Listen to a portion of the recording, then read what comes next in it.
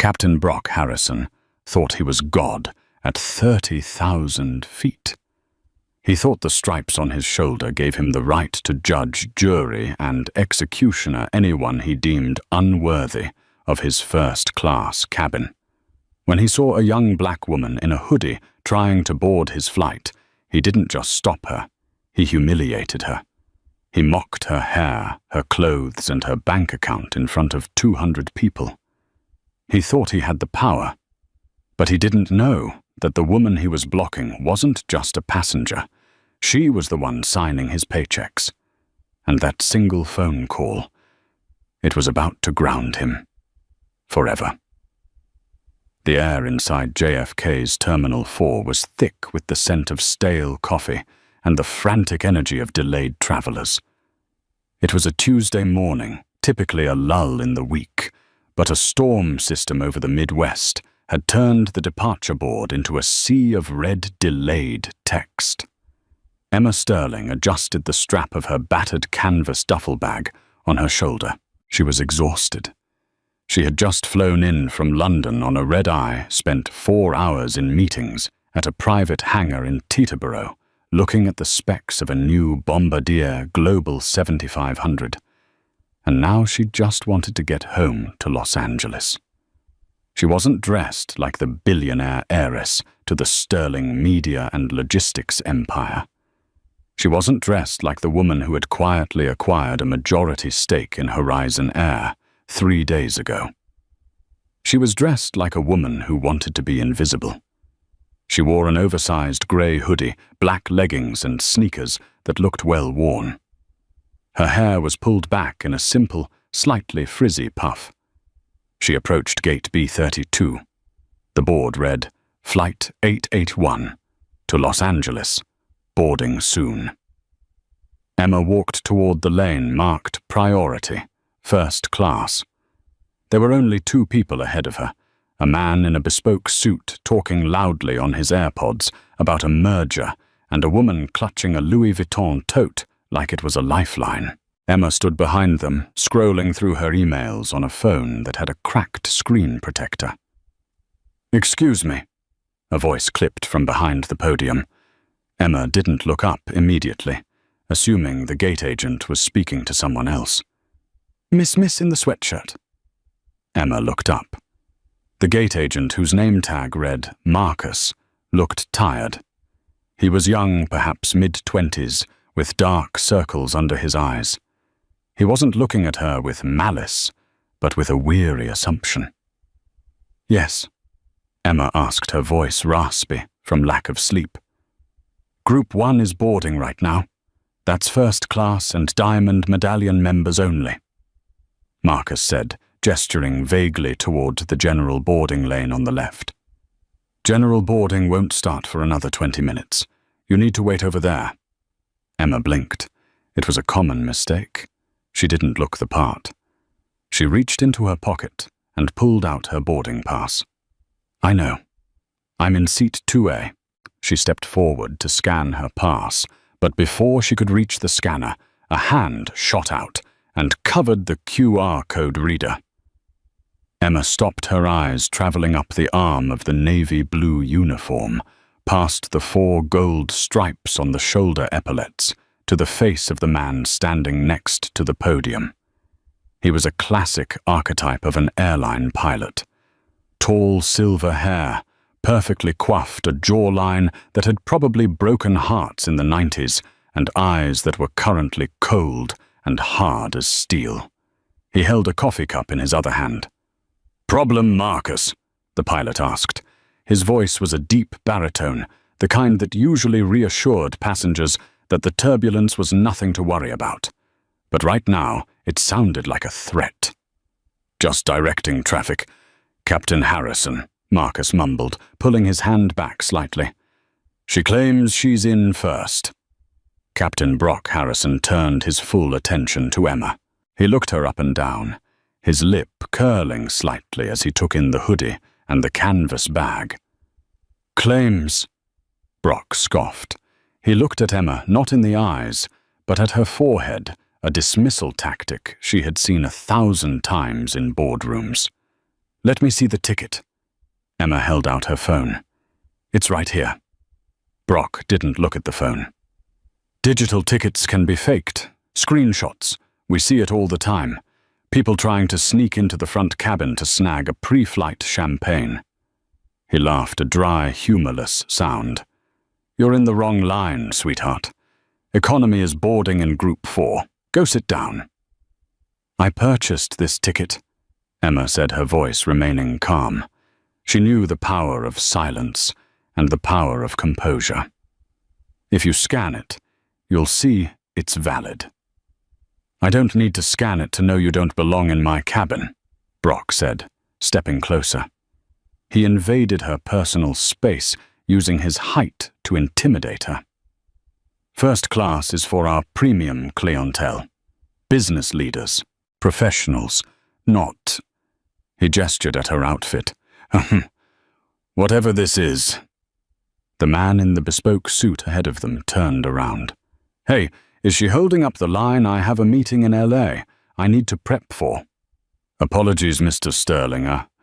Sorry, Mr. Vance, Brock said, switching instantly to a sycophantic smile. Just handling a security issue. Please go ahead. Emma watched the man board. Mr. Vance.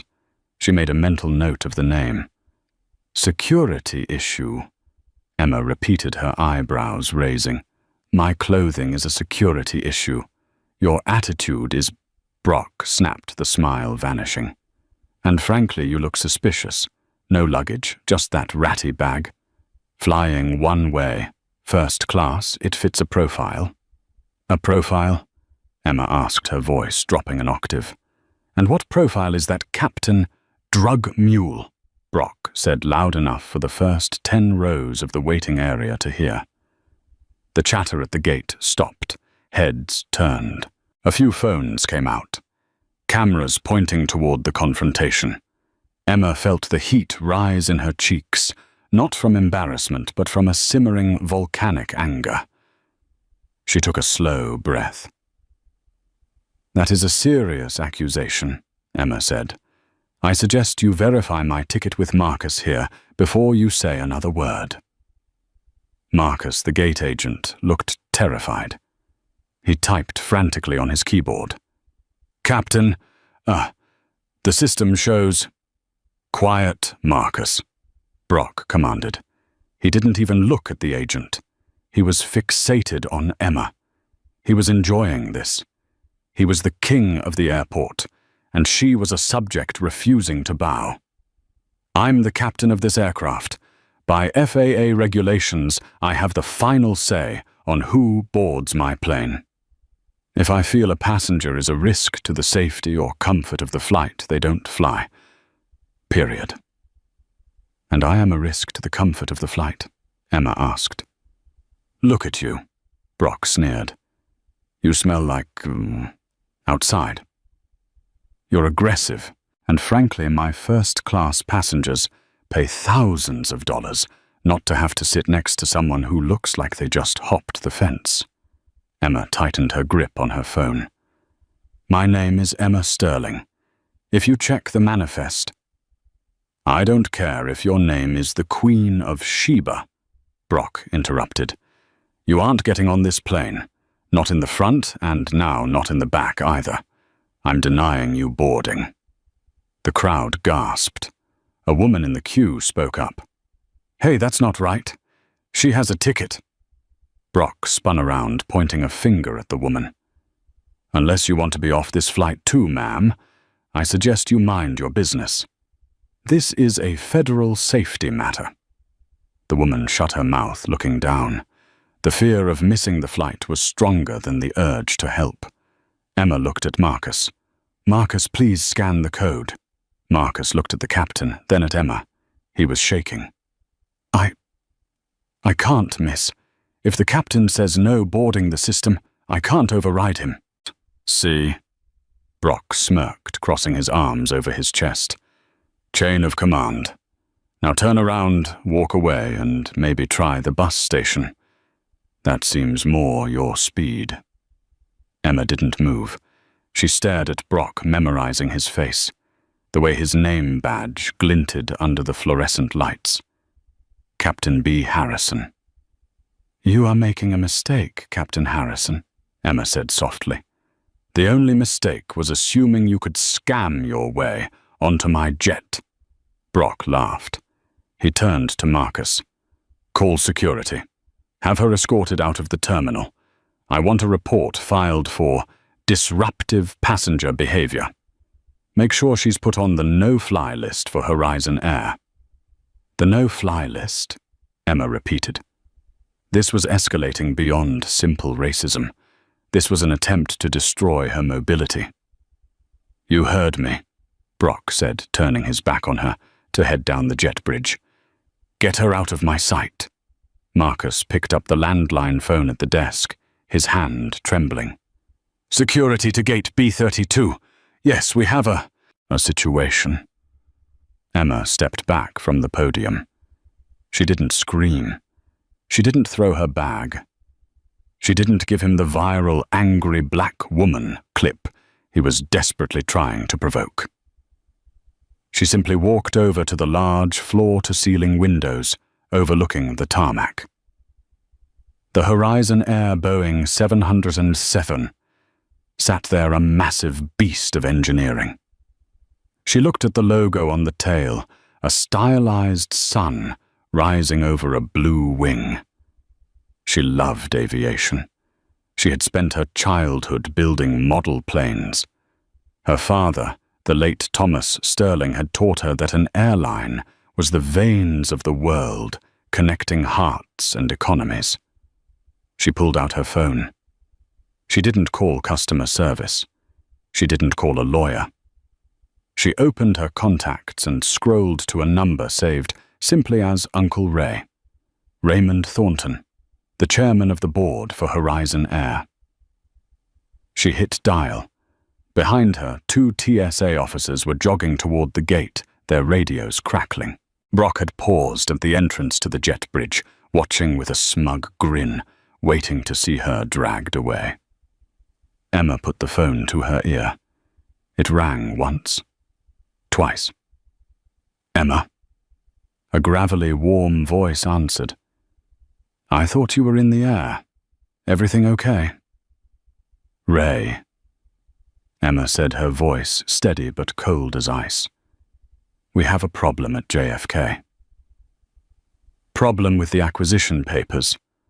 The legal team said everything cleared this morning. You officially own 51% as of 9 Central AM. "No, not the papers," Emma said, turning to lock eyes with Captain Harrison across the gate area. "It's the personnel, specifically a Captain Brock Harrison." "Harrison?" Ray paused. "Yeah, I know him. Senior pilot. Bit of a diva, expensive contract, but he flies the flagship routes." "Why?" "He just denied me boarding," Emma said. "What did you tell him who you are?" "No," Emma said, "and I shouldn't have to. He denied me because he said I looked like a drug mule and that I didn't belong in his cabin. He's currently having security remove me." "He did what?" Ray's voice lost its warmth.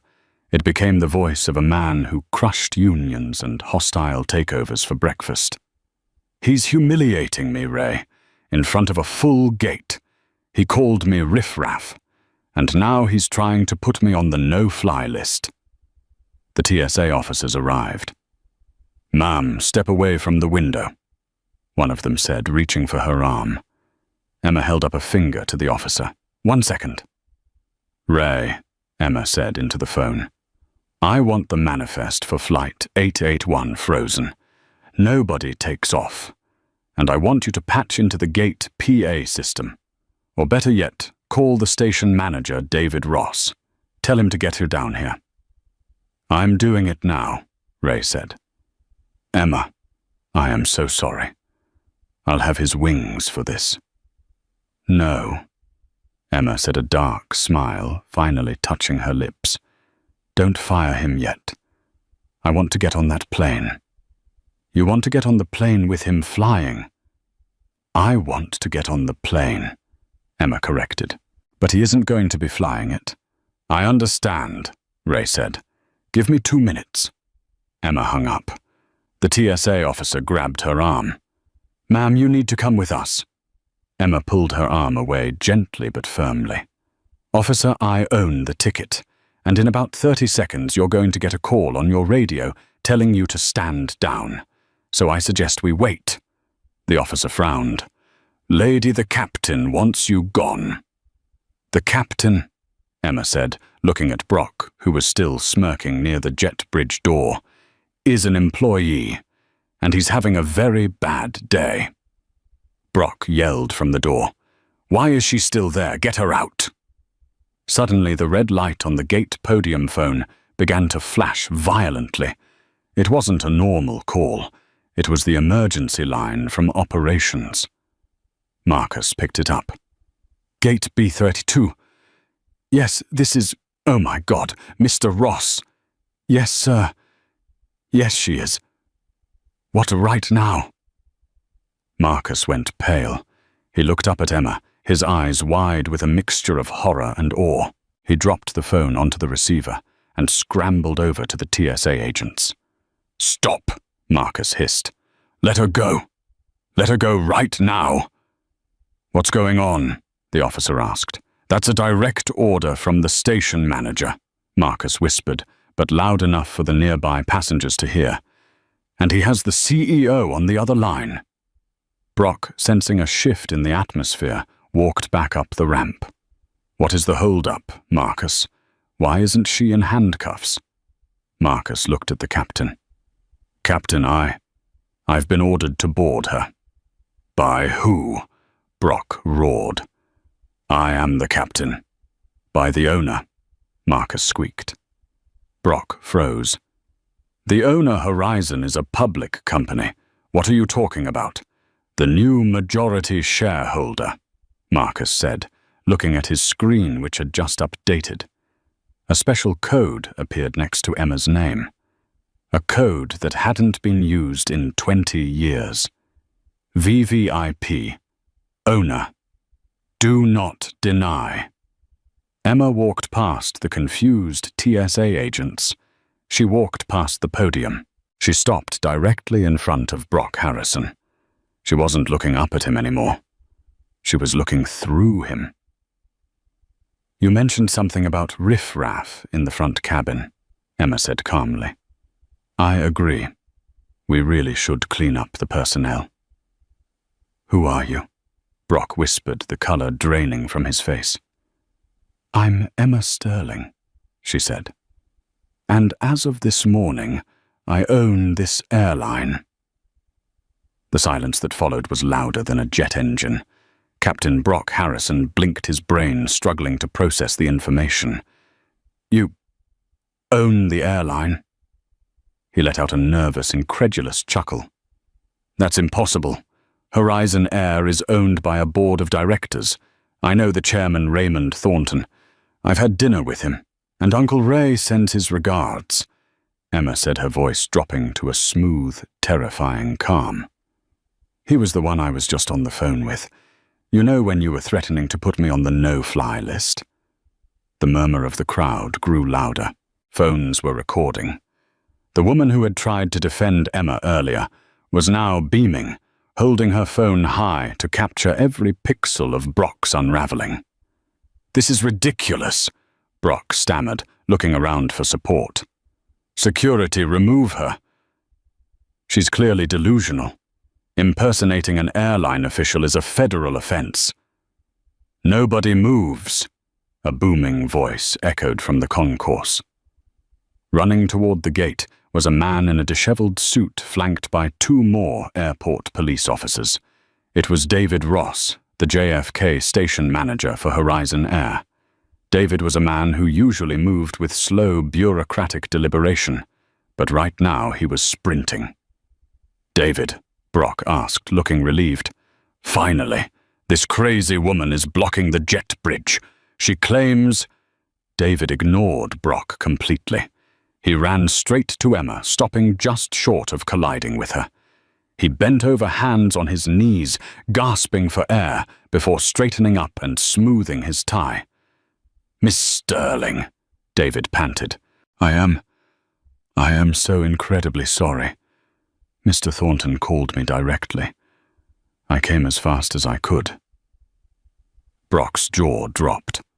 The coffee cup in his hand tilted, spilling lukewarm liquid onto his pristine, polished shoes. He didn't notice.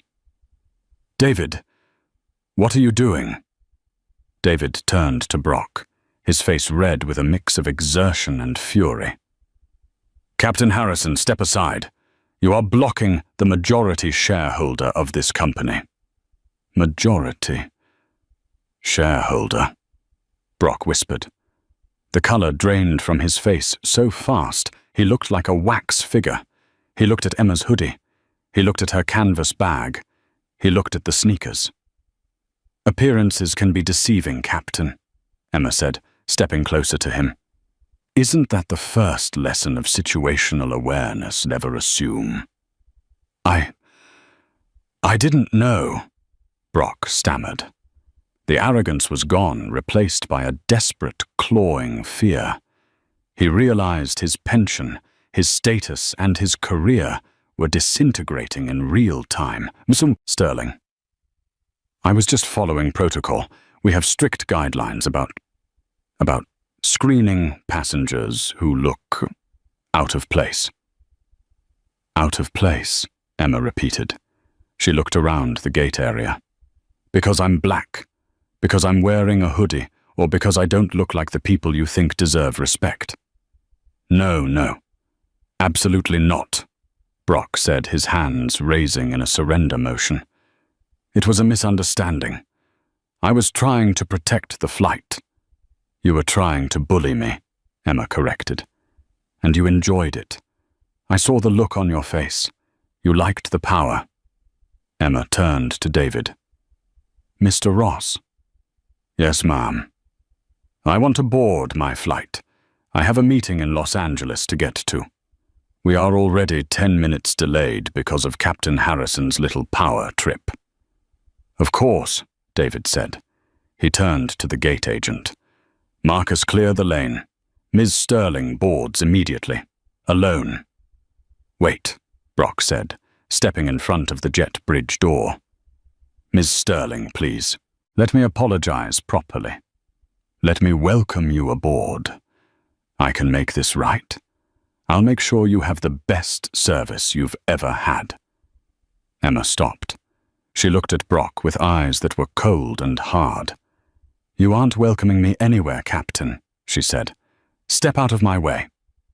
I'm the pilot in command, Brock insisted, trying to salvage a shred of dignity. I need to go do the pre-flight checks. I can't fly if I'm not in the cockpit. Emma smiled. It wasn't a nice smile. We'll discuss your status in the cockpit in a moment. Right now, you are going to stand aside, hold that door open, and watch me board the plane that I own. Brock hesitated. He looked at David, who gave him a look that clearly said, Do it or die. Slowly, painfully, Captain Brock Harrison stepped back. He reached out and held the heavy metal door open. He had to look down at the floor to avoid meeting the eyes of the passengers filming him. Emma adjusted her bag. She didn't hurry. She walked past him close enough that he could hear the fabric of her unworthy hoodie rustle. As she passed, she paused and whispered, so only he could hear. You missed a spot on your shoe, Captain. She walked down the jet bridge, leaving him standing there, holding the door like a doorman. The first-class cabin of the Boeing 707 was a sanctuary of beige leather and soft lighting. The flight attendants were already prepping pre-departure drinks. When Emma walked in, the lead flight attendant, a sharp woman named Sarah, looked up with a welcoming smile that faltered slightly when she saw the hoodie. Welcome aboard, Miss... Sarah checked her manifest tablet. Wait seat 2A, Ms. Sterling. That's me, Emma said, dropping her bag onto the seat. Oh, we didn't expect you looking so comfortable, Sarah said, recovering quickly. Can I get you some champagne, or perhaps a warm towel? Water is fine, Sarah, Emma said, and please tell the rest of the crew to relax. I know I'm the new owner, but I'm not here to inspect the napkins. I just want to get home. Sarah's eyes went wide. The new owner. Oh my God. We heard rumors about the acquisition, but it's true, Emma said. She sat down, fastening her seatbelt.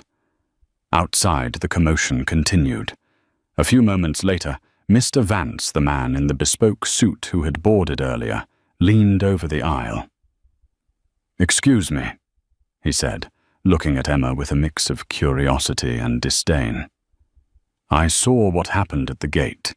Did you really bribe the gate agent to let you on? Because if you cause a scene in the air, I will sue the airline." Emma turned her head slowly. "Mr. Vance, is it?" "Yes. Carter Vance, CEO of Vance Dynamics." "Well, Mr. Vance," Emma said smoothly, "if you speak to me again with that tone, I will have you deplaned and refunded. And since I own the airline you are currently sitting in, I suggest you drink your scotch and be quiet." Vance opened his mouth, then closed it.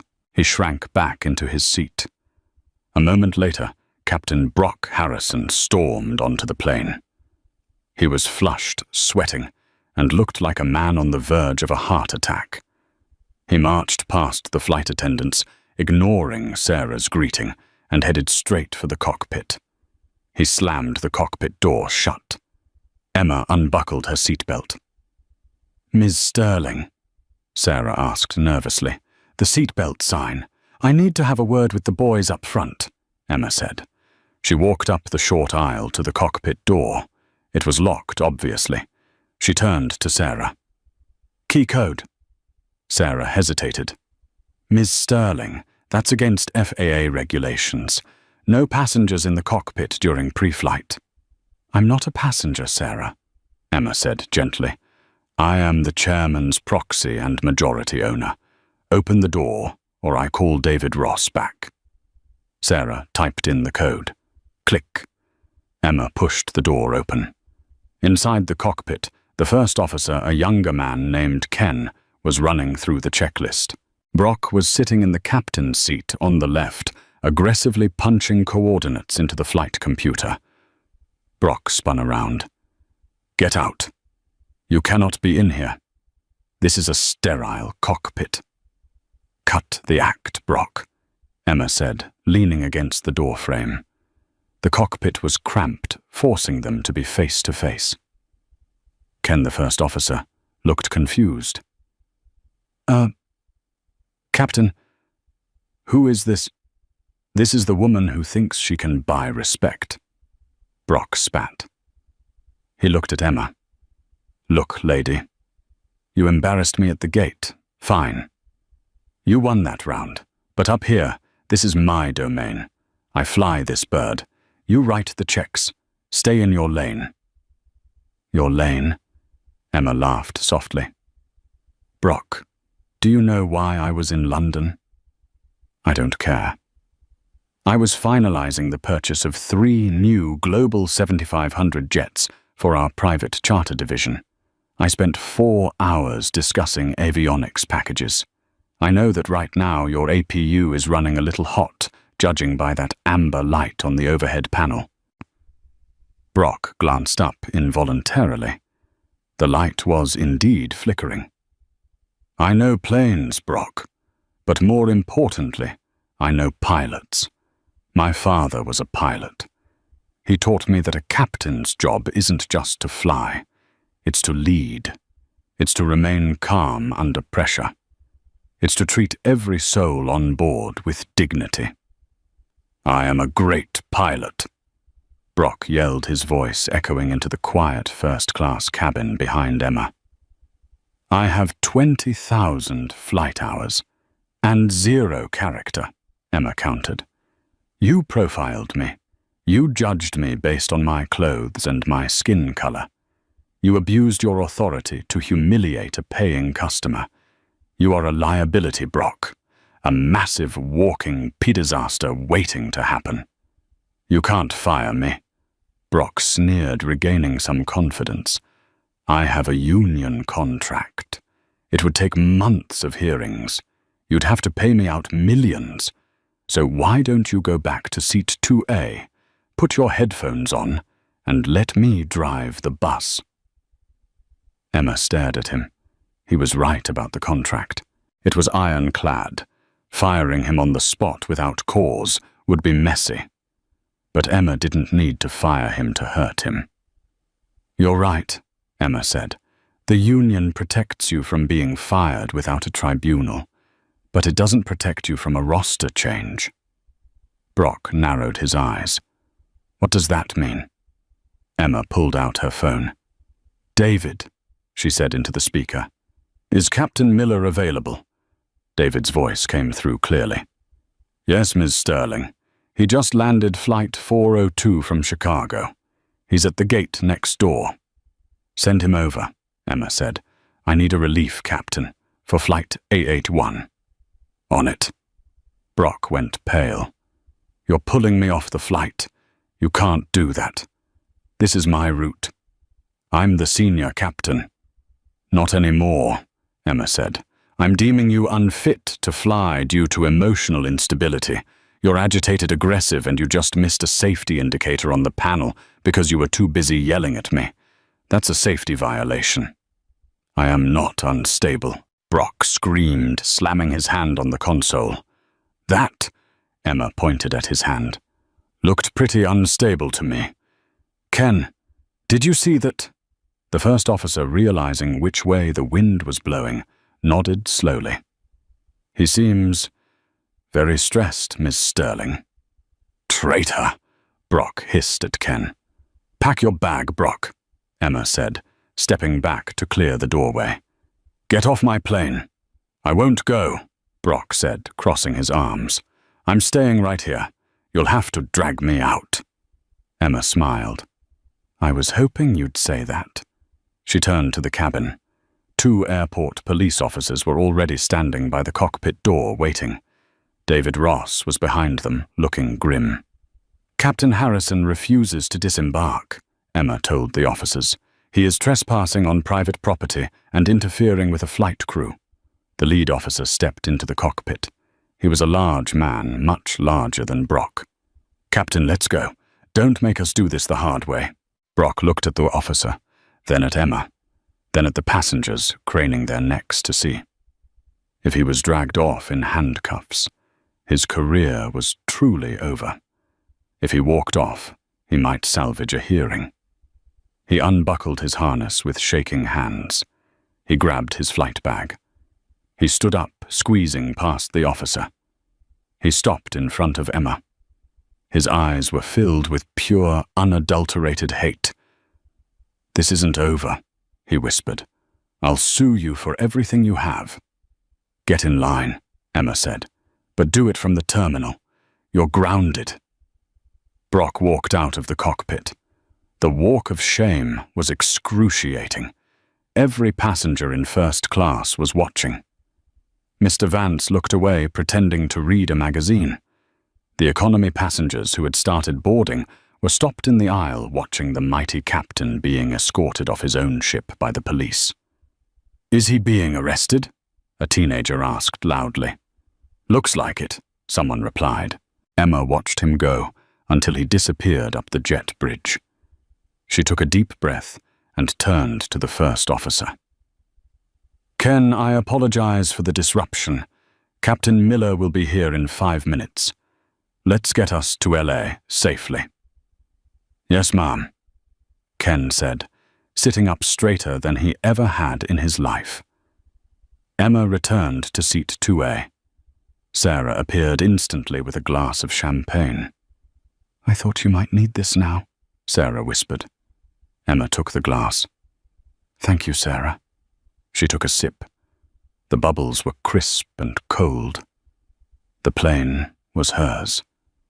The situation was handled. But as she looked out the window, watching the police cruiser lights flashing on the tarmac below, where they were likely putting Brock into a car, she knew he wasn't done. Men like Brock Harrison didn't go down quietly. Her phone buzzed. It was a text from an unknown number. You think you won Watch the News tonight? B. Emma frowned. What could he possibly do? He was a pilot, not a media mogul. But then she remembered who Brock's brother was. Vance Harrison, a top anchor for the biggest cable news network in the country. The drama wasn't over. It was just moving to a bigger stage. The flight to Los Angeles was smooth, but the turbulence on the ground was just beginning. When the wheels of the Boeing 707 touched down at LAX, Emma turned on her phone. It nearly vibrated out of her hand. She had 47 missed calls, hundreds of texts, and her social media notifications were a blur of red badges. She opened Twitter X. The top trending topic in the United States was entitled heiress. Emma frowned. She clicked the hashtag. There was a video circulating. It was a shaky cell phone clip taken by a passenger at JFK, but it had been selectively edited. It showed only the part where Emma was standing in the cockpit doorway, pointing at Brock, saying, "You're right, the union protects you, but I'm deeming you unfit." It didn't show the racial profiling. It didn't show the drug mule comment. It only showed a billionaire heiress in a hoodie firing a uniformed pilot who looked to be protecting his ship. But the real damage was happening on television. Emma clicked a link sent by her assistant. It was a clip from the Harrison Report, the highest-rated cable news hour, hosted by Grant Harrison Brock's older, more famous brother. Emma plugged in her headphones as the plane taxied to the gate. On the screen, Grant Harrison sat behind his glass desk, looking grave. Next to him, looking like a battered saint, was Captain Brock Harrison. "Tonight," Grant said, his voice dripping with manufactured outrage. "An American hero, a veteran pilot with 20,000 hours of safe flying, was stripped of his command. Why? Because he dared to question a passenger's suspicious behavior. That passenger turned out to be Emma Sterling, the daughter of the late Thomas Sterling, who used her inherited billions to buy the Airline this morning and fire a working-class man just for doing his job." The camera zoomed in on Brock. He looked devastatingly sympathetic. He had even loosened his tie. "I was just concerned for safety," Brock lied smoothly to the camera. "She refused to show ID. She was aggressive. When I tried to de-escalate, she stormed the cockpit. I was terrified she was going to touch the controls. I stood my ground and she told me, 'I own you.' It's hard to process, Grant. I've given my life to the sky." "Disgusting." Grant shook his head. "This is what happens when woke corporate elites think the rules don't apply to them. They treat our pilots like servants." Emma paused the video. Her hand was shaking, not from fear, but from rage. They were spinning it. They were turning a case of racial discrimination into a blue-collar hero versus out-of-touch billionaire narrative. And it was working. The comments were vicious. "Boycott Horizon Air Justice for Captain Harrison, who flies in a hoodie in first class. She looks like a thug." "Ms. Sterling." Emma looked up. Sarah, the flight attendant, was standing there, looking at her phone nervously. "The jet bridge is connected. But, Mr. Ross called from New York. He said there are paparazzi at the gate. A lot of them." Emma looked out the window. Sure enough, flashes were popping like lightning storms in the terminal window. "They want a reaction," Emma said quietly. "They want me to look angry. They want the angry black woman to scream at the poor pilot's brother." She unbuckled her seatbelt. She stood up and smoothed down her hoodie. "Let them wait," Emma said. She pulled out her phone and dialed a number. Not Uncle Ray this time. She needed someone scarier than a chairman. She dialed Julian Thorne, the most ruthless defamation attorney in Los Angeles.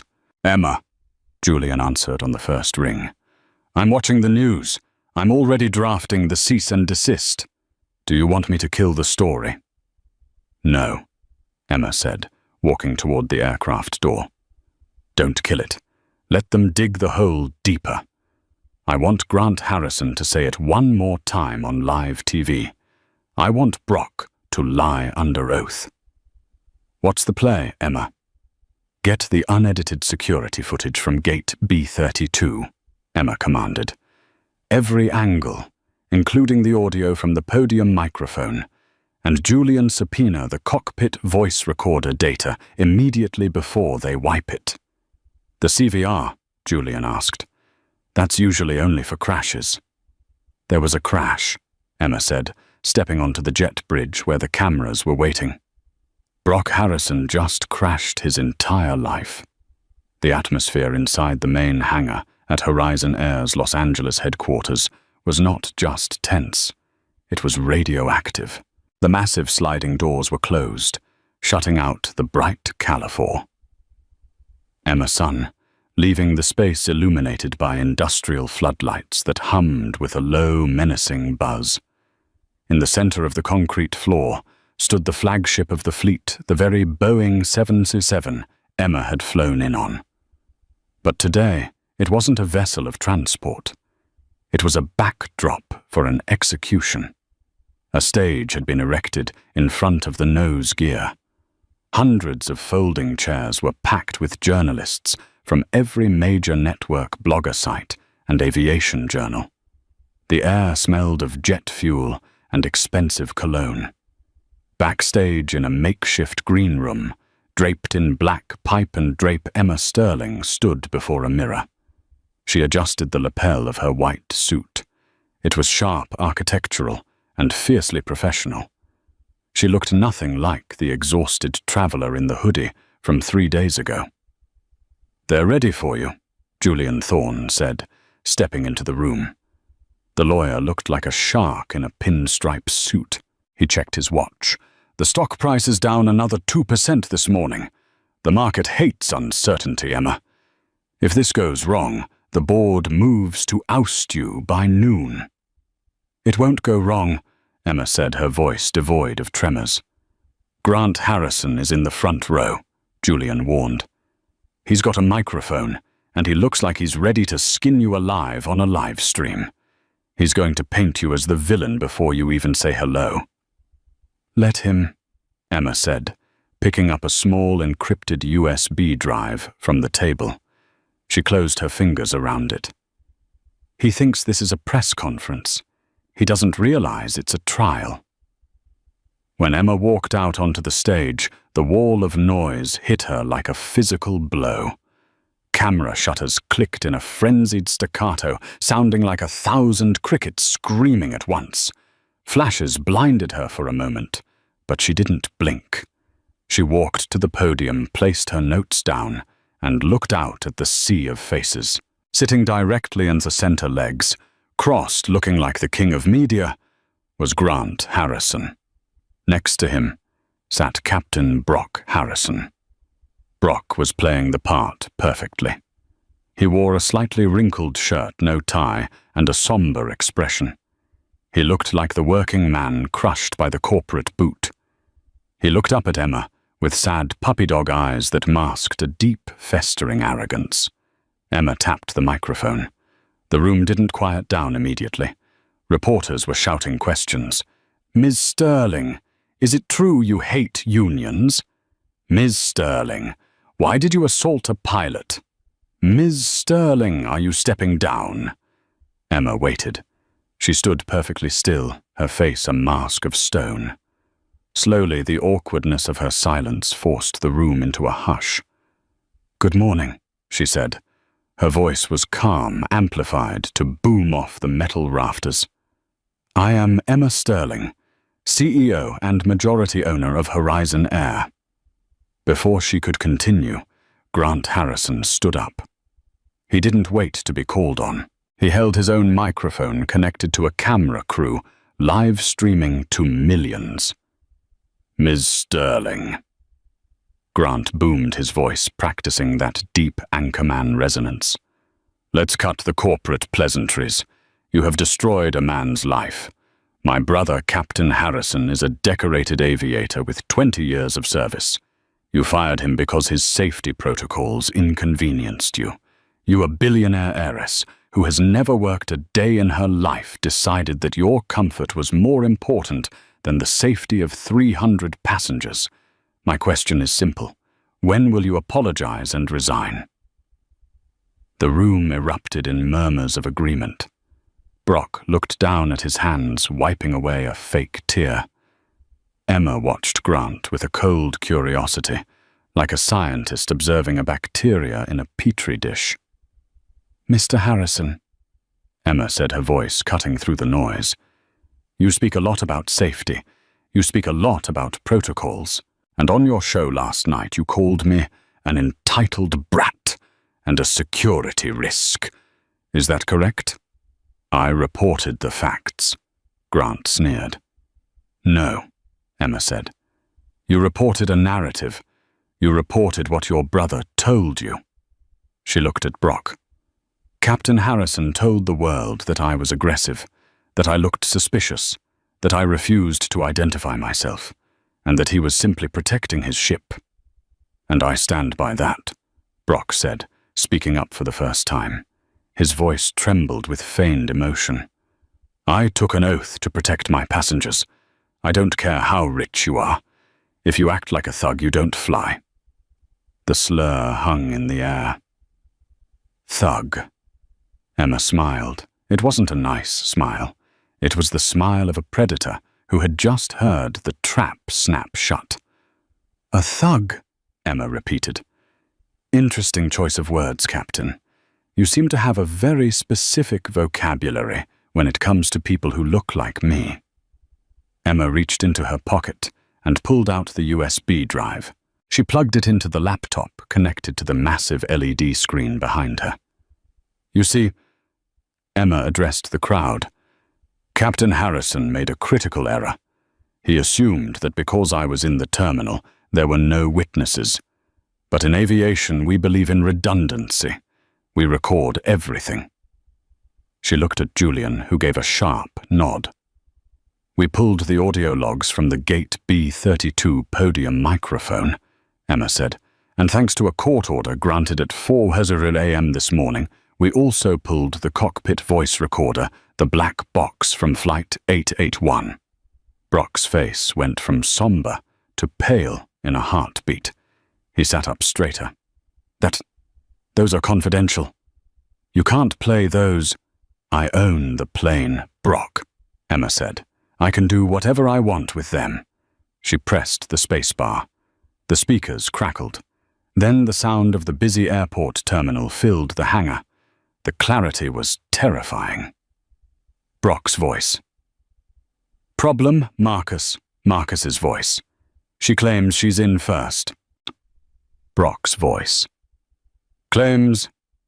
Let me see the ticket. You're in the wrong line, sweetheart. Economy is boarding in Group 4. Go sit down." Emma watched the reporters. They were leaning in. Emma's recorded voice. "I purchased this ticket. If you scan it, you'll see it's valid." Brock's voice. "I don't need to scan it to know you don't belong in my cabin. First class is for our premium clientele. Business leaders, professionals, not whatever this is." Grant Harrison stiffened.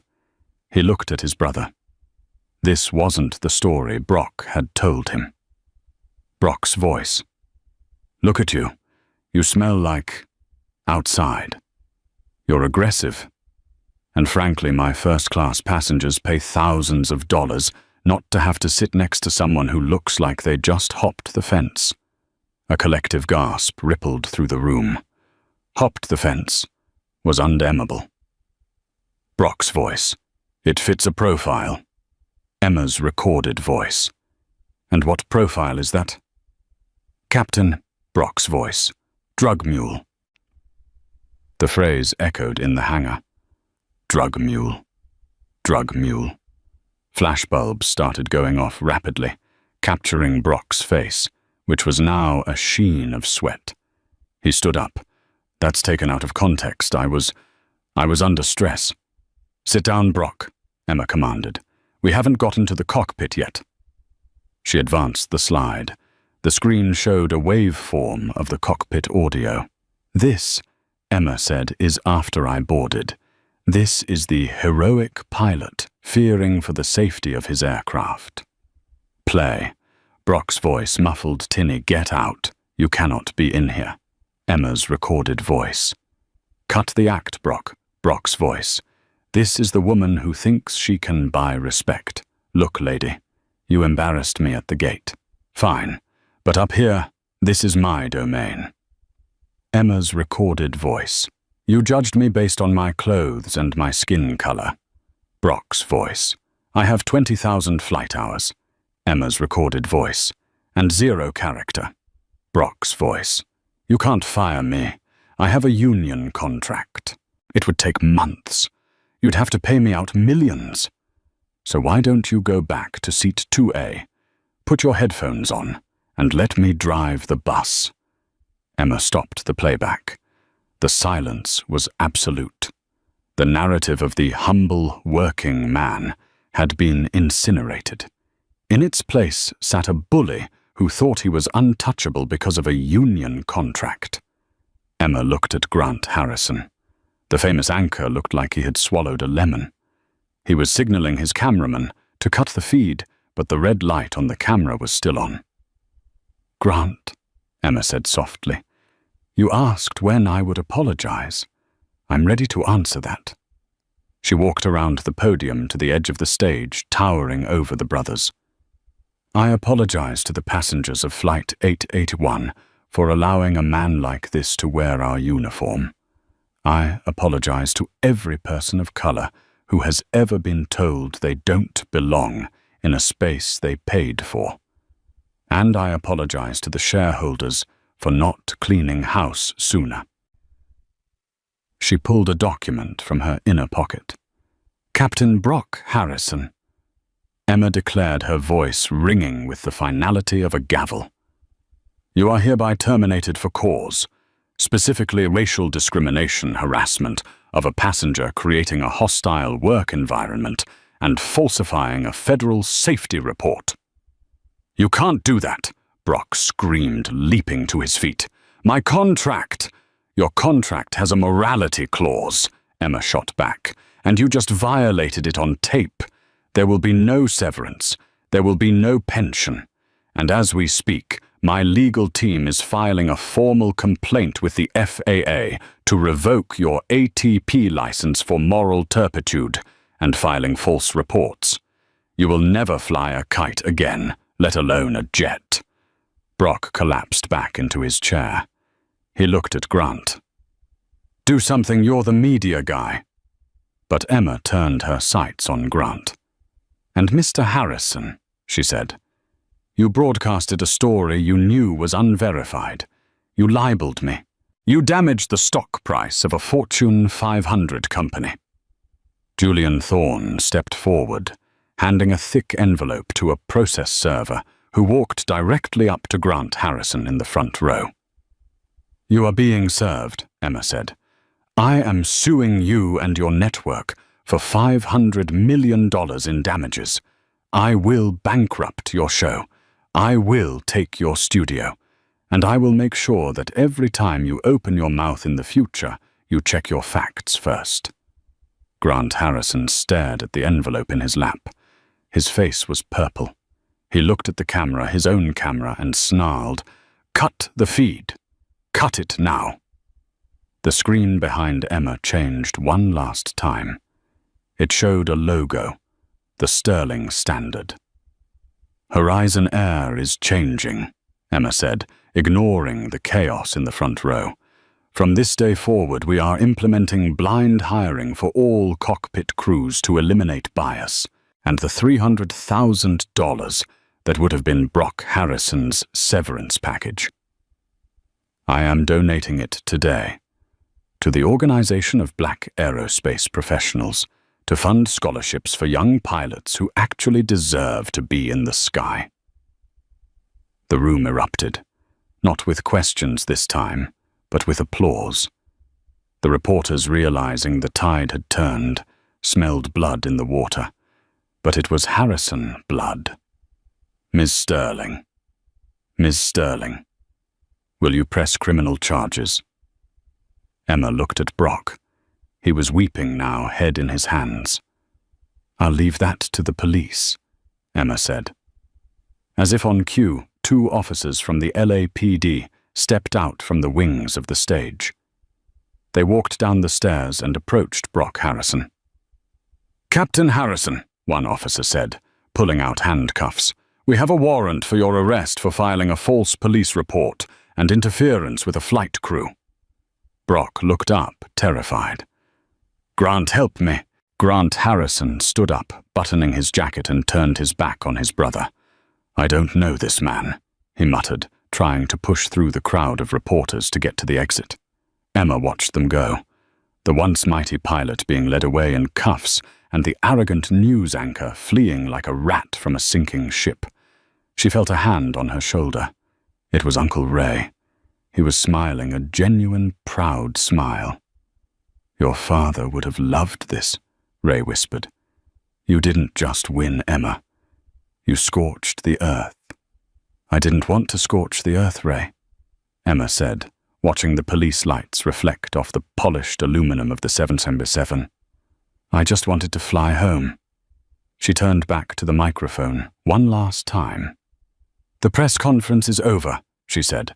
Horizon Air is now boarding, and everyone is welcome. She walked off the stage, her heels clicking rhythmically on the concrete, the sound of a woman who had not only claimed her inheritance, but had earned her crown. Talk about a crash landing. Captain Brock.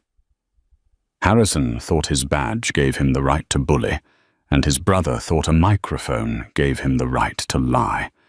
They both found out that when you come for the Queen, you'd better not miss. Emma Sterling didn't just fire a bad employee. She dismantled an entire system of entitlement and prejudice, proving that true class has nothing to do with where you sit on the plane and everything to do with how you treat people. It's a satisfying reminder that sometimes the riffraff you're looking down on is actually the one signing your checks. If this story of high-flying justice gave you chills, please smash that like button. It helps the channel soar to new heights. What do you think, was a $500 million lawsuit enough? Or should Grant have lost his job too? Let me know your thoughts in the comments below. And if you haven't already, subscribe and turn on notifications so you don't miss our next story. Fly safe, and I'll see you next time.